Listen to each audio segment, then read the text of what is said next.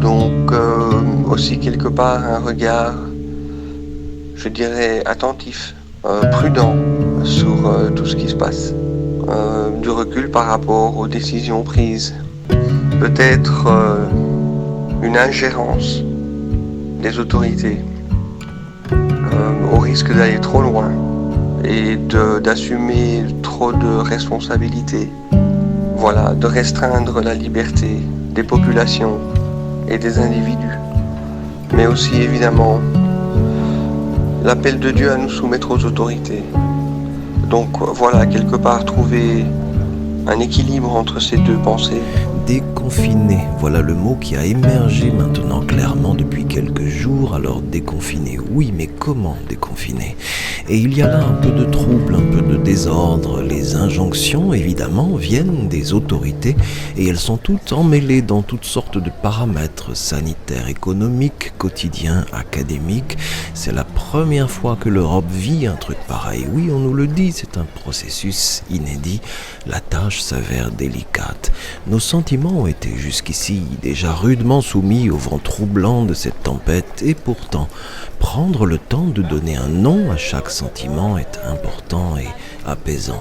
Nat est partagé. On en parle un peu et d'abord, il me dit... Du repos, du recul sur les choses, l'occasion d'aller plus en profondeur, de réfléchir, de parler, de prier. Donc je le vis comme quelque chose de très positif en fait. Je dirais aussi que ces mesures m'affectent personnellement puisque je ne peux pas visiter mon papa qui est dans le haut mais qui a 94 ans et qui vit mal la séparation avec ses enfants. C'est difficile à vivre pour lui. Mais aussi pour nous tous. Donc de la tristesse aussi, quelque part. Quand le peuple de Dieu est sorti d'Égypte, il a reçu en plein cœur ce sentiment d'une violence non consentie, d'une remise au monde forcée, cette poche des eaux qui se fend en deux et qui élance ces femmes et ces hommes vers une liberté nouvelle à laquelle ils n'étaient pas du tout préparés. Paradoxe étrange quand on sait que la liberté est le sentiment premier d'une vitalité chez l'humain. Alors bien sûr, oui, c'est là, dans ce paradoxe, que Nat trouve toute la merveille d'un réapprentissage, des contextes et des circonstances dans la Bible, en épluchant chaque mot, en le laissant résonner nouvellement. C'est la question souvent posée ces dernières semaines et que je lui pose du coup. Elle te donne quoi, la Bible, en ce moment? La Bible me fait énormément de bien pendant cette période de confinement. S'il y a une chose qui ressort, c'est bien ça. Je prends le temps de copier des versets bibliques. Simplement les copier, à mon aise, un mot à la fois. Ça me fait énormément de bien, ça me force à ralentir, observer les mots, les ressentir, les détecter. Ça m'aide à assimiler le récit ou le passage. Je suis en train de lire les psaumes pour le moment. Je viens de lire le psaume 148 et le recopier aussi, à mon aise. Et puis, après ça, je le reformule avec mes propres mots, par écrit. Et cet exercice m'enrichit terriblement. Et dans le psaume 148, on découvre la vision du monde du psalmiste, avec d'abord les cieux et tout ce que les cieux contiennent, mais aussi les anges, les esprits, et puis la terre avec les animaux des mers et des plaines, mais aussi les peuples, les nations et les rois. Et puis alors, à la fin du psaume, le peuple qui est proche de Dieu et dont Dieu est proche. Voilà, une vision du monde claire, limpide, la proximité avec Dieu par la grâce. Voilà, le privilège d'être en relation avec lui en famille. Voilà, le psaume 148. Vraiment, ça c'est ce que je retire du confinement. Les occasions de lire la Bible plus attentivement. L'inquiétude face à ce qu'on appellerait tout ça serait justement de ne pas arriver à saisir l'occasion d'un vrai changement.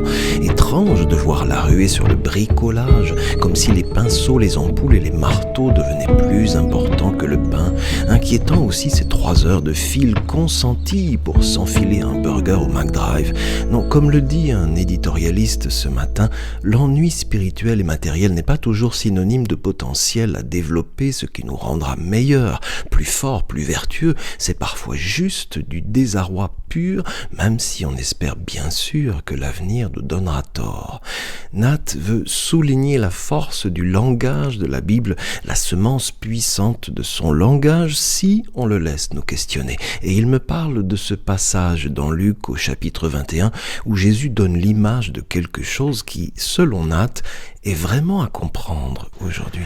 Dans le verset 16, Jésus annonce que ceux qui le suivent seront persécutés. Et au verset 18, il explique que pourtant, il ne se perdra pas un cheveu de leur tête. Donc voilà une image. Alors comment est-ce possible ? Ben voilà, donc toute l'importance de lire la Bible avec en tête le fait que la Bible utilise des illustrations, des images, et que tout n'est pas à prendre au premier degré.